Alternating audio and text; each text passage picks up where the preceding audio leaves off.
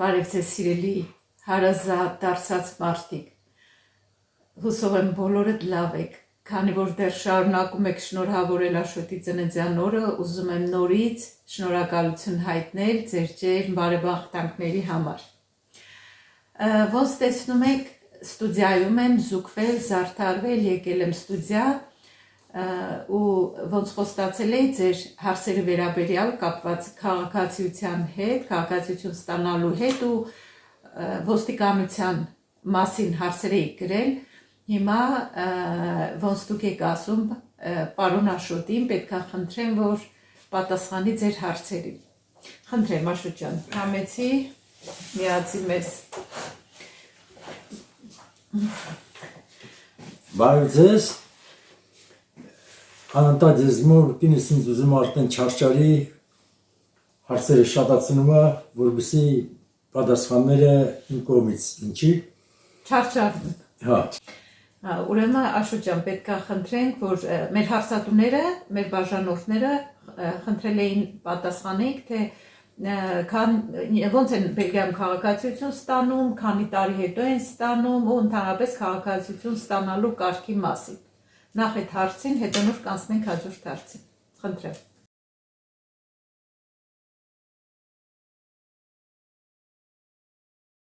Ինչպես Բելգիայում, այնպես էլ շատ երկրներում, այլ գրեթե աշխարհի բոլոր երկրներում այլ երկրի քաղաքացիներին Բելգիայի քաղաքացիություն շնորհելու հարցը լուծվում է սահմանադրությամբ։ Սահմանադրության մեջ կա նորմ, որտեղ նշված է, որ այլ երկրի քաղաքացիները կարող են ստանալ Բելգիայի քաղաքացիություն ելնելով հետևյալ պայմաններից։ Նախ սահմանադրությամբ վճռված է, որ այդ երկրի քաղաքացին Բելգիայում կարող է քաղաքացիություն ստանալ լեգալ պայմաններում Բելգիայում ամենակիչը 5 տարի բնակվելուց հետո, որի ընթացքում կան մի շատ չափանիշներ, որոնք պետք է այդ քաղաքացին այդ ընթացքում կարողանա իրականացնել։ Այլ երկրի քաղաքացիները երբ մուտք են գործում Բելգիա, հիմնականում դրանք լինում են փախստականներ, որոնք իրենց սեփական երկրից ելնելով որոշակի այլ պայմանների դրդումից լքել են իրենց հայրենիքը եւ բնակության նոր վայր են գտել, ասենք Բելգիայում։ Երբ այլ երկրի քաղաքացին մուտք է գործում Բելգիա եւ նա հնարավորություն է ստանում ապրել Բելգիայում, նա պետք է այդ 5 տարիների ընթացքում հետեւյալ գործընթացներ անցնի։ Առաջի կարևորագույն պայմաններից մեկը լեզվի տիրապետելն է, որ Բելգիայի իշխանությունների հովանավորությամբ այդ քաղաքացին անցնում է դասընթացներ անկախ տարիքից, եթե դպրոցահասակ են երեխաները, այսինքն դրանց քաղաքացիություն դերես դպրոցահասակների մինչև չափահաս դառնալը չի տրվում, այսինքն նրանք ովքեր չափահաս են եւ արդեն հնարավորություն ունեն քաղաքացի դառնալու, առաջի պայմաններից մեկը, պայմանները հերթական չեն, այսինքն որ ժամանակ ուզենան, դրանք կարող են իրականացնել։ Առաջի պայմաններից մեկը դա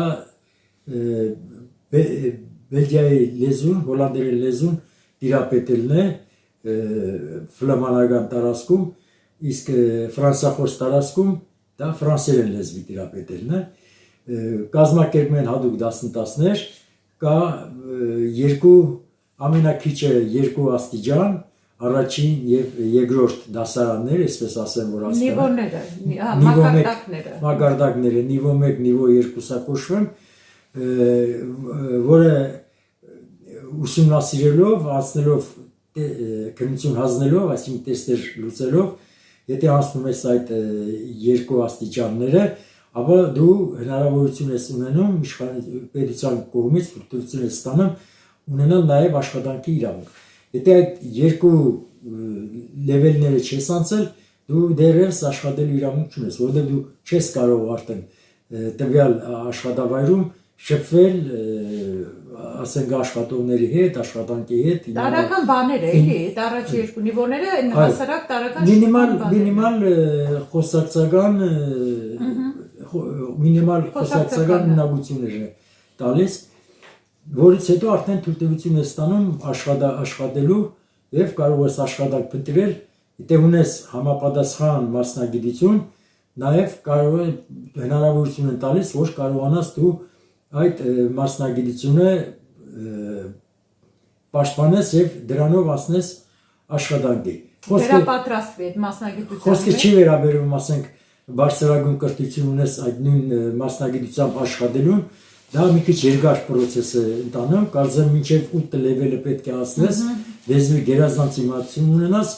ու աշխատես հումանիտար բնագավառում կամ այլ բնագավառեր, որը ֆիզիկական աշխատանք չի պահանջում կատարելու։ Իսկ ֆիզիկական աշխատանք, ասենք, շինարարություն, վերանորոգման աշխատանքներ, խանութներում աշխատել, ռեստորաններում սպասարկման ոլորտում եւ այլն, այդ աշխատանքները թույլատրվում է երկրորդ level-ը հասնելուց հետո աշխատելու։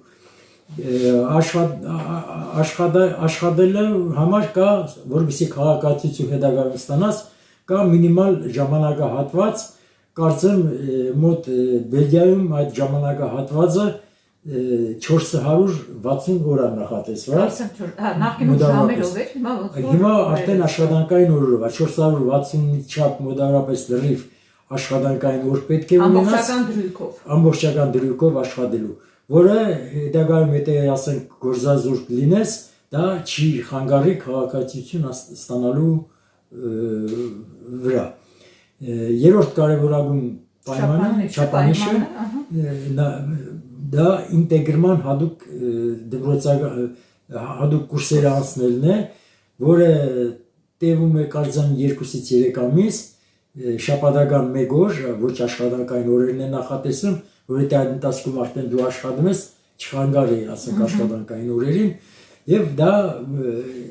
այդ պայմանն է, երրորդ պայմանը ինտեգրացման կուրսեր է կոչվում։ Դրա համար հատուկ նորից սերտիֆիկատ է ստանում, որը քեզ օգնում է հետագայում քաղաքացիություն ձեռք բերելու համար, երբ որ արդեն կլրանա քո Բելգիայում կացության 5 տարին, դա վերաբերվում է լեգալ մնալու, ոչ գաղտնի։ Այսինքն եկած օրվանից դու արդեն գրանցվում ես, իշխանությունները տեղակայել որ ես մտել, դրա համար էլ առանցին պայմաններ կա, թե ասենք ոչ տուրիստ ես եկել, տուրիստները կարծեմ մինչև 3 ամիս ժամանակ իրավունք ունեն մնալու այստեղ, 3 ամսից հետո հետ են վերադառնան, բայց այդ ընթացքում նրանք աշխատանքի իրավունք եւ այլն չեն ունենում, որ գան ստե աշխատելու, եւ դա տուրիստներին ընդհանրապես չի վերաբերվում։ Քաղաքացիները, որոնք որոշել են, որ ապրեն Բելգիայում եւ հետագայում ստանան Բելգիայի քաղաքացիություն, դա վերաբերվում է այդ բնագավառի անձանց։ 5 տարի լրանալուց հետո եւ դուք արդեն ստացել եք այստեղ կա ժամանակավոր ասենք կեցության ազնագրեր են տալիս, A1 քարտ, B1, C նման անվանումներ կա եւ ասենք մի քարտ կա, որ թույլ է տալիս 5 տարի արդեն միանգամից այդ քարտով ապրես, որից հետո երբ արդեն այդ քարտը փոխվում է հաջորդ քարտին, հաջորդ քարտը ստանալուց հետո միանգամից կարող ես դիմել նաեւ քաղաքացիության համար։ Բացի դրանից կան նաեւ քարտեր, որոնք յուրաքանչյուր 1 տարին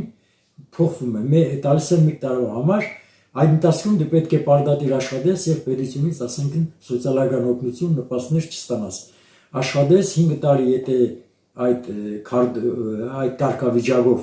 ամեն մի տարի ասենք աշխատանք ունենալով հետո քո քարտը փոխում են,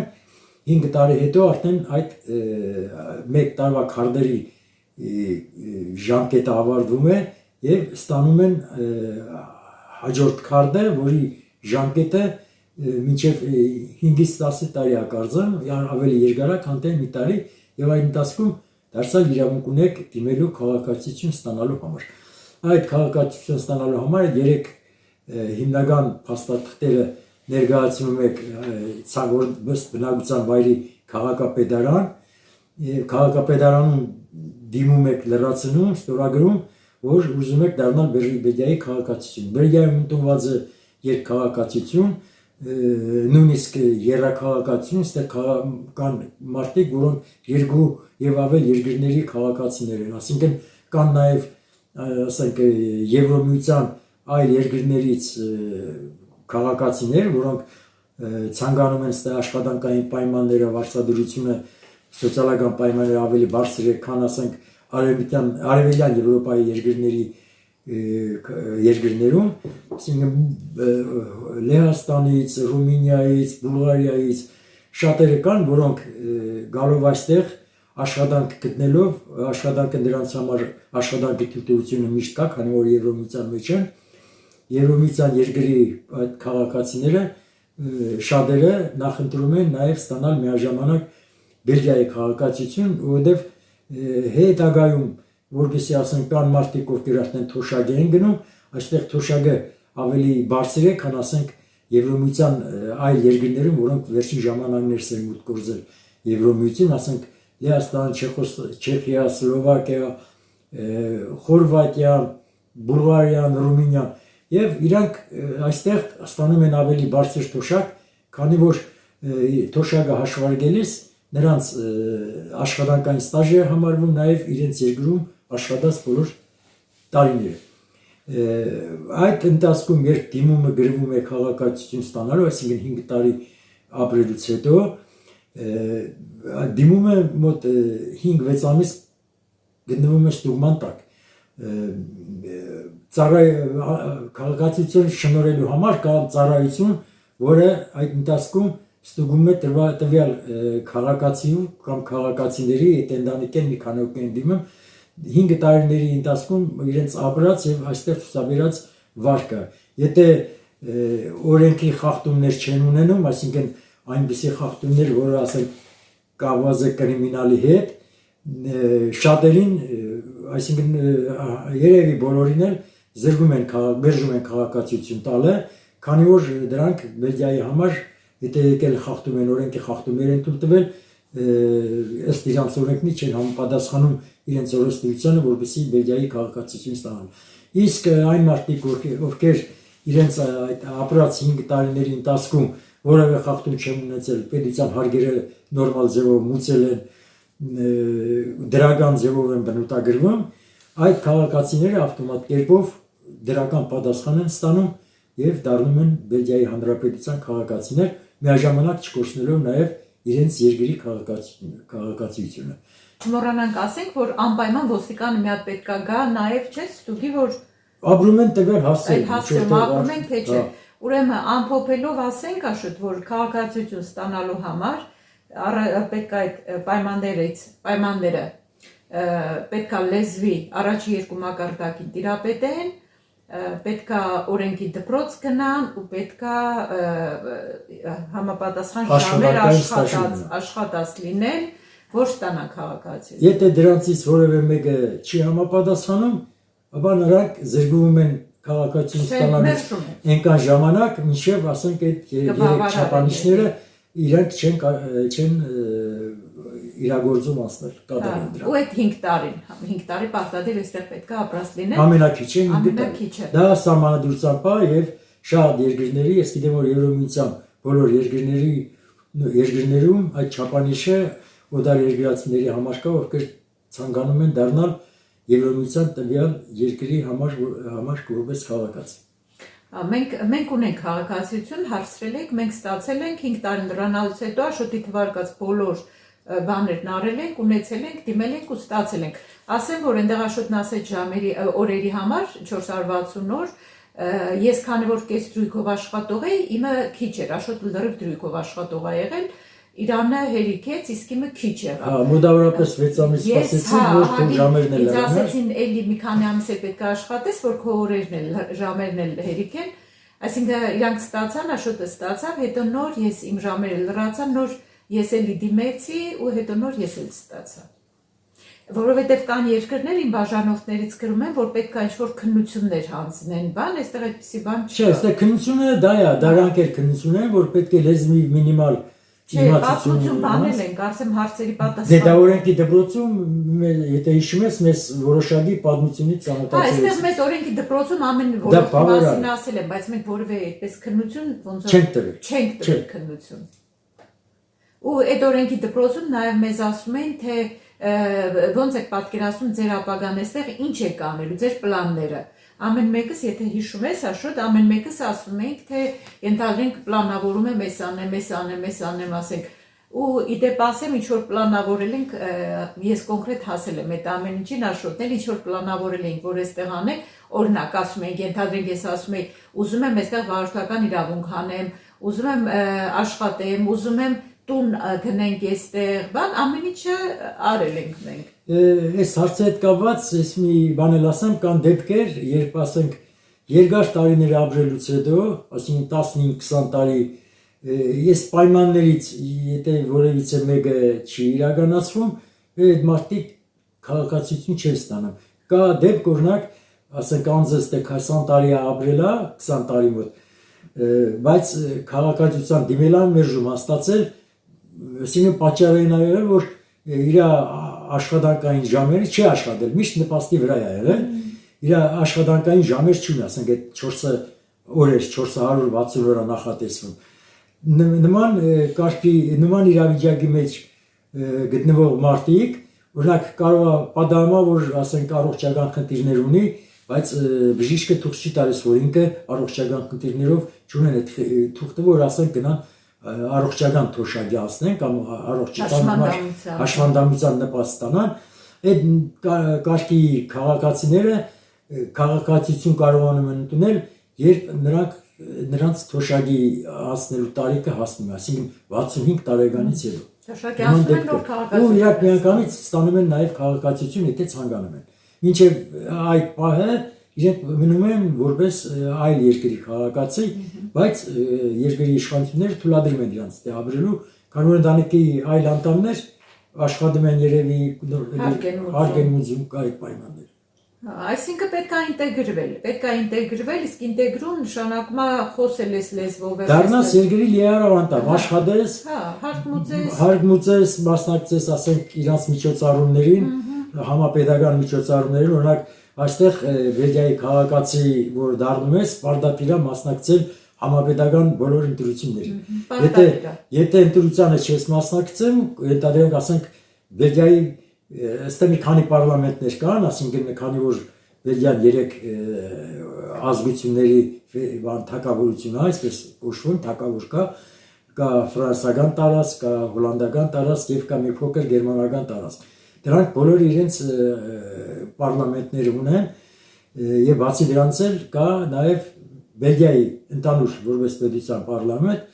ու Եվրոմիության պարլամենտը, որը գտնվում է Բելգիայում, ընտրությունների ժամանակ եւ ընդունում են падգամավորներ որպես Եվրոմիության պարլամենտի համար падգամավորներ եւ իրենց եւ Բելգիայի համար ամբողջ Բելգիայի համար падգամավորներ եւ իրենց առանցին այդ ավտոնոմիաների համար падգամավորներ այդ ընտրություններին եթե չես մասնակցում, ապա պետությունը օրենքով նախատեսել է տուգանք։ Թե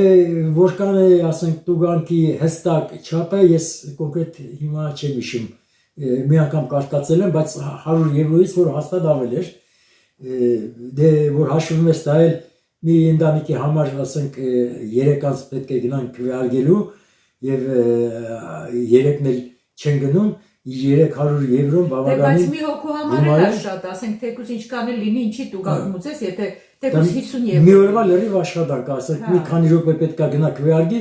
ու ասենք չի գնում, ցանկություն չունի, այդպիսի բան ոչ մեկ իրեն թույլ չի տա, որ անի։ Այդ իսկ պատճառով Բելգիայում երբ ընտրություններ են լինում, ոչ թե ասենք կոնկրետ ասենք մեր երկրի օրինակը վերցնենք, որպես քվեարկողներ գրանցում ասենք միլիոնից ավել, բայց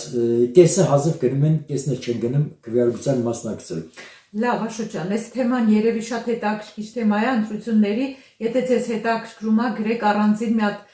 ընտրությունների մասին Աշոտին կխնդրենք թող ընդհանուր բանանի ներկայացնի, քանի որ չեմ ուզում երկար վլոգը շատ երկար լինի, որ չձանձրանաք, հաջորդ հարցը խնդրենք Աշոտը պատասխանի, Աշոտ ոստիկանության մասին էին հարցել, կարծեմ մեր հարգարժան Facebook-ի ընկեր Ռուբենն էր հարցրել, Աշոտ Ռուբենին ճանաչում եմ անձամբ։ Ողջույններս ձեզ, հարգելի Ռուբեն։ Ողջույն Ռուբեն ջան։ Ոստիկանության մասին Ռուբենը հարցրել էր, ինչ կասես այստեղի ոստիկանության մասին։ Երևի Ռուբենը տեղակայվեց Հայաստանում մոտ 8 տարի ոստիկանությունում աշխատել եմ, բնականաբար ինձ հետաքրքիր է այստեղ ոստիկանության աշխատանքը նաև եւ իրեն էլ երևի հետաքրքիր ուզում է համեմատություն դնել եւ ես սիրով կպատասխանեմ, թեպետեւ ոստիկանության մասին օրենքի ես մանրամասները չգիտեմ, այն ինչ տեսնում ենք այստեղ աչքով, ինչ որոշակի հարցեր իմացել ենք, ես մի քանի խոսքով դրանք մեկնաբանեմ։ Եթե իրոք անձը ցանկանում է իրական ոստիկան տեսնելու, դա միայն կարող է արտերկրում տեսնել, այն երկրներում, որտեղ կան մարդու իրավունքները պաշտպանված են, որտեղ բոլոր իրավունքները հարգվում են, ժողովրդավար երկրներ։ Դա ժողովրդավար երկրներն են, Արևմտյան Եվրոպան է, Եվրամիությունը, ինչ որտեղ չափով էս Ամերիկա չեմ եղել, նաև ասենք Ամերիկա, Կանադա եւ այլն, այն երկրները, որտեղ ժողովրդավարություն կա, որտեղ իրոք ընտրությունները որպես ժողովրդավար երկիր դա երևում է ընտրություններից եւ ժողովրդավար են այն երկրները, որոնք իրոք դարձել են օրենքի երկիր։ Ես կարող եմ ասել, որ Բելգիան իրոք օրենքի երկիր է։ Այստեղ անկախ պաշտոնից, անկախ ազգությունից բոլոր քաղաքացիները Բելգիայում ապրող անխտիր թե մինիստրը, թե սովորական բանվոր աշխատող կամ հավաքարար, բոլորը ենթարկվում են օրենքից եւ օրենքը միշտ վերահսկողություն է սահմանում բոլոր բնակավարներում, որպեսզի խախտումներ չլինեն։ Իսկ եթե խախտումներ լինի, այդ գալիս դրանք անկախ նրանից ինչ պաշտոնական անձ է կատարում կամ ոչ պաշտոնական անձ, դրանք օրենքով ենթարկվում են պատասխանատվության։ Առաջի անգամ ասենք ոստիգանի նորմալ վերաբերմունք, թեպետև ես էլ եմ աշխատել եմ ոստիգան կոմունիստական ժամանակահատվածում 85-92 թվականներին, ես այդ ժամանակահատվածը համեմատելով ասենք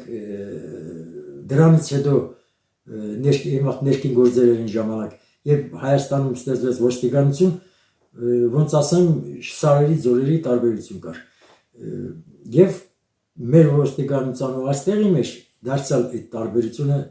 խիստ զգացվում է։ Այստեղ ոստիկանին չեն տեսնում որպես պատժիչ անձ կամ պատժիչ օրգանի աշխատող։ Ոստիկանը, որ ասում են, որ ժողովրդի ծառան է, իրականում դա այսպես է։ Ես ձեզ ասեմ, որ իրականության մեջ այստեղ Բելգիայում կան դեպքեր, երբ դրսից եկած շատ քաղաքացիներ, ասենք, զբաղվում են գողությամբ եւ անհրաժեշտ է լինում, ասենք, ոստիկան կանչել եւ այլն, այդ ոստիկանների վերաբերմունքը որ տեսնեք, դուք կապշեք, այսինքն գողության մեջ բռնված անձանց նրանք երբևէ իրավունք չունեն, ասենք, անպատվելու եւ որևէ բան ասելու, այլ բարձ մաքուր ձևով իրաց բացատրում են, որ չի կարելի գողություն անել, ակտը կազմում են, նույնիսկ տուգանք չեն տալիս, եթե կախված գումարից, գումարի չափ գոյություն ունի, ներողություն, եթե գումարի չափը իրենց սահմանված գումարից չի հասնում, դրանց զգուշացնում են, որ հաջորդ անգամ կրկնվելու դեպքում արդեն ենթարկվեն քրեական պատասխանատվության եւ երևի իմ կարծիքով հարցը այդպես փակվում է, բայց գողոնը հետ են անպայման վերադարձնում, իսկ բարձր չափի գողոնը,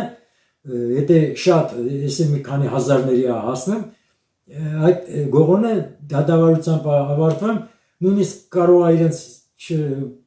քրեական պատժի չենթարկեն, այսինքն տուգանք նշանակեն, աշխատեն այդ տուգանքը վերականգնեն նման ձևերով։ Ոստիկանությունը քաղաքացիների հետ շփվում է շատ կուլտուրական մակարդակով,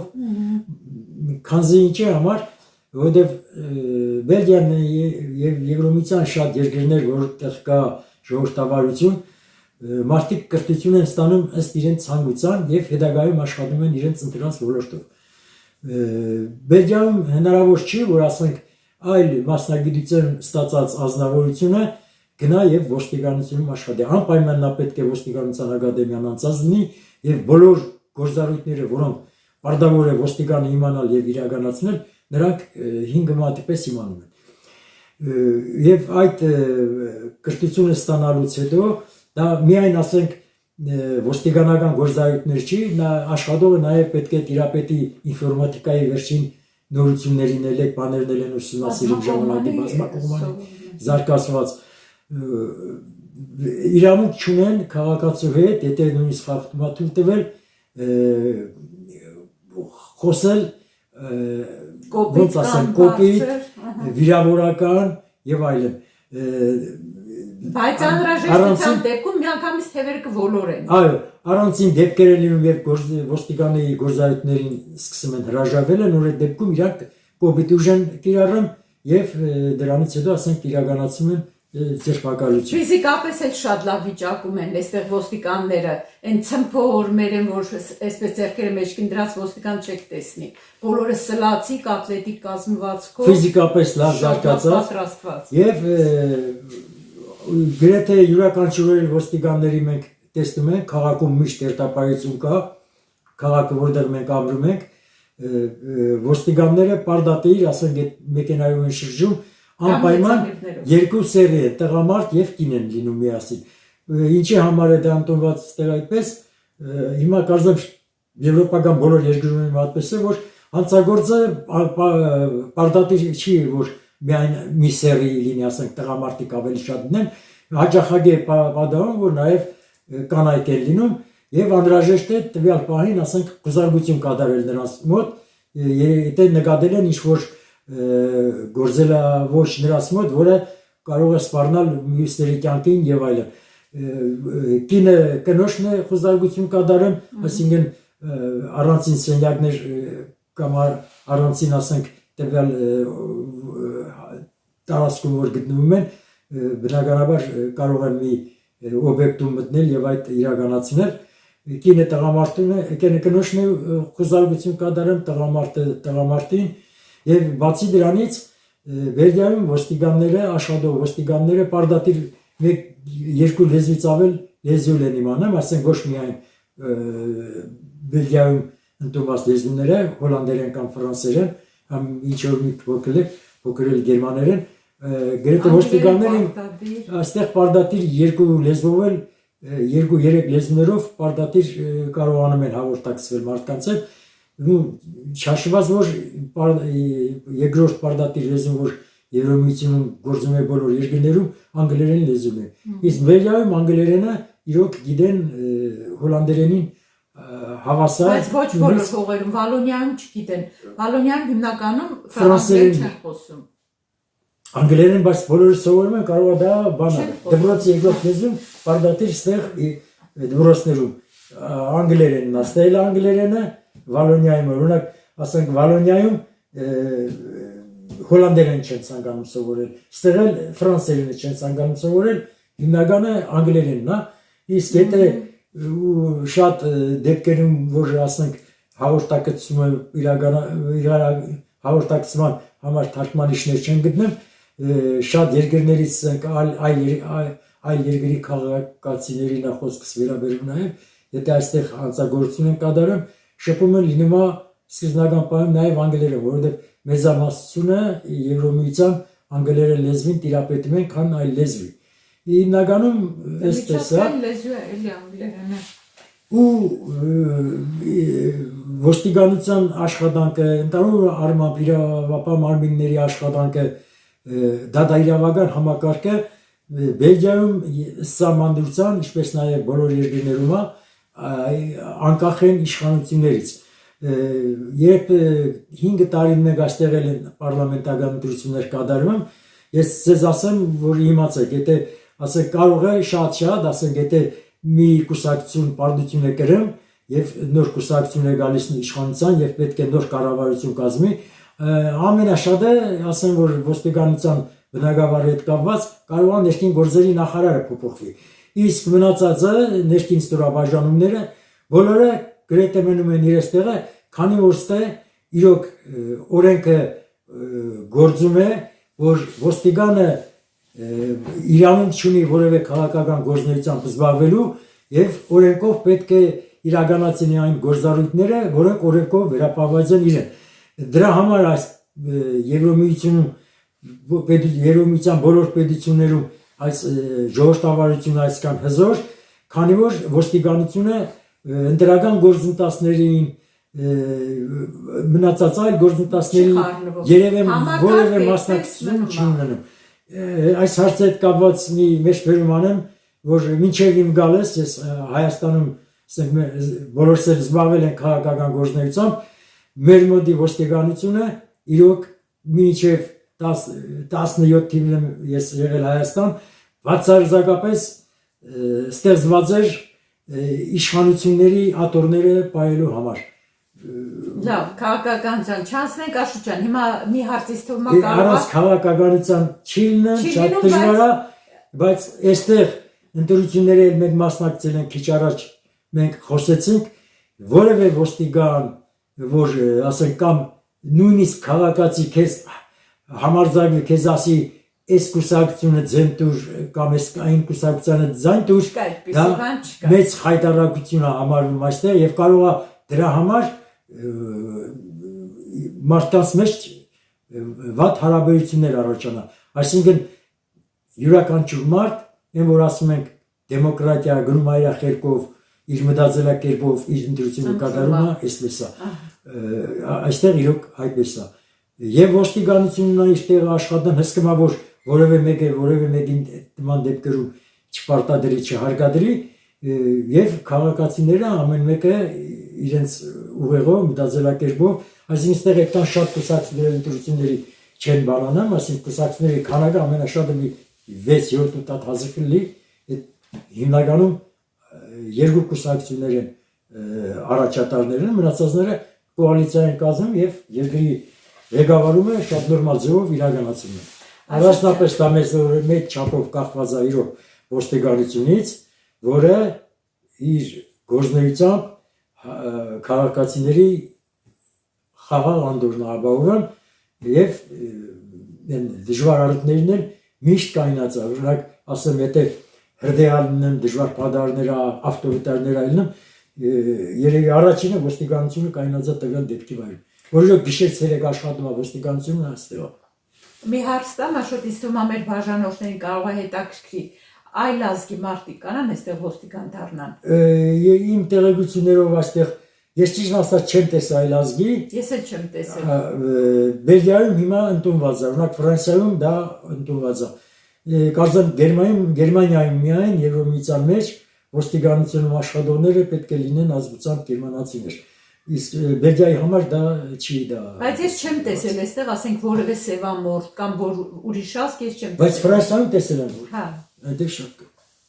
Ես կարող շնորհակալություն։ Շնորհակալություն Աշոտ ջան։ Խնդրեմ։ Այսպես ժողովուրդ ջան, Աշոտը փորձեց պատասխանել ձեր հարցերին, եթե չգիտեմ, ինչ որ հարց մնաց, որ մոռացավ ասել կամ ձեզ հետաքրքիր կամ բան, գրեք էլի հաջորդ անգամ կպատասխանի։ Այսպես սիրելիներս, այդ շատ չեմ ուզում երկարացնեմ, շատ ես էլ ծանրաբեռնված հոգնած օր եմ ունեցել։ Ուզում եմ այսպիսով ավարտեմ այսօրվա մեր արդեն այս կարգի, այս ֆորմատի վլոգը, ձեզ ամենայն բարիք եմ մաղթում, լավ մնացեք, եթե կան թեմաներ, որոնց մասին դուք կուզենաք, որ զրուցենք այստեղ Աշոտի հետ, գրեք, կնախատեսենք, կազմակերպենք ու մեր այս համես ստուդիայում, այստեղ մենք անցկացնում մեր հարցազրույցները, գալիս եմ անդադ խոհանոցը զբաղեցնում եմ, տան անդամները չեն կարողանում խոհանոց մտնել։ Ինչևէ ժողովուրդ ջան, այսքանով ուզում եմ ավարտել, հաջողություն ցանկանալ ձեզ, լավ մնացեք, չմոռանաք, եթե հիմա նայում եք ու բաժանորդագրված չեք, չմոռանաք սեղմել զանգակի վրա, բաժանորդագրվել ալիքին, հավանել տեսանյութը, թողնել որևէ մեկնաբանություն ու շնորհակալություն նորից ձեր Համբերության համար, որ դիտեցիք, այսքան նայեցիք մինչև վերջ։ Լավ մնացեք, հաջողություն։